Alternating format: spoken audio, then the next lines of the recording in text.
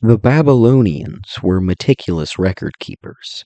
From temple donations to grain deliveries and land transactions, they kept track of most things you can imagine. And though all of these deserve their own treatment, I'd like to focus on one of the more curious ways they kept track of land donations, with Kudurrus.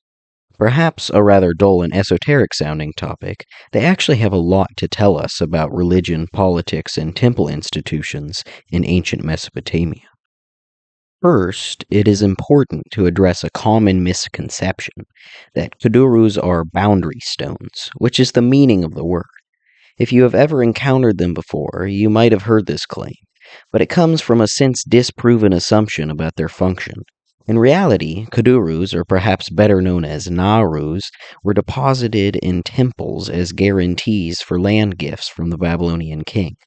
If a future denizen wished to challenge the ownership of a particular plot, a hefty stone recording the bestowal of land would be available to consult in the temple.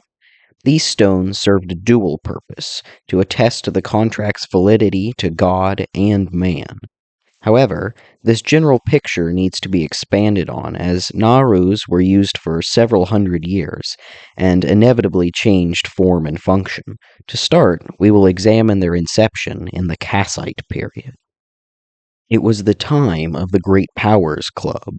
The Hittites, Mitanni, Egyptians, and Babylonians engaged in wide-range diplomacy and trade, loosely competing for wealth and prestige. Babylon was controlled by a group of people from the east called Kassites, but by the time of our story, they had largely integrated into Babylonian society. A novel system of land management developed during this time, wherein the king would give his subjects large tracts of land, including villages, as rewards for loyalty and service. The subject was free to manage the land how he liked, and the products were tax-exempt.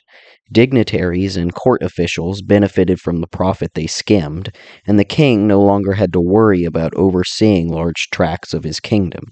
Still, lands to the west were reserved for the crown and temple institutions, but territories around the Tigris flourished under the private management of the king's closest allies. Narûs were probably an innovation born out of this new system of land management as a way to protect the property rights of recipients of land from the king. Preserving contracts in large stones ensured permanence, and the temple was a safe place to store them. From the Kassite period, we possess 45 narûs, which all follow a particular form. First, there was a narrative introduction, which details the circumstances for the donation, followed by a juridical and protective section.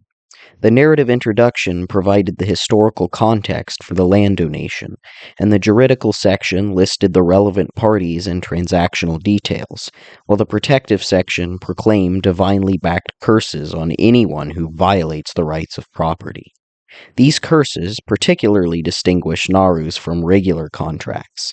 Only by invoking threats from the gods could the landowner protect against all future threats, including the possible infringement of a corrupt king. The imagery on the top and sides of the narûs reinforced the religious messaging in the curse section and emphasized the perpetuity of the contract. Following on the heels of the Middle Kassite period, there were some marked changes in the content of narûs. The sizes of land plots given by the king became increasingly small, and the social range of recipients became wider. Perhaps political trouble prevented the crown from being so generous, or maybe there was little land to give away. This was a period of relative decline for the ruling dynasty, as evidenced by the full-scale Assyrian invasion in the 13th century. Socioeconomic conditions were changing, and narûs became increasingly less practical in the next few centuries. Our last known narûs are compact and concise, often omitting curses and imagery. Looming Assyrian control in the 9th and 8th centuries and migrations of Aramaean tribes all contributed to rapid inflation, famine, and the decreasing importance of the Babylonian king. Soon, narûs and the institution of kingship they were tied to all but went extinct, and a new system of temple distributions assumed their place. If you found this video informative and want to see more like it, make sure to subscribe and leave a comment letting me know any ideas for future videos.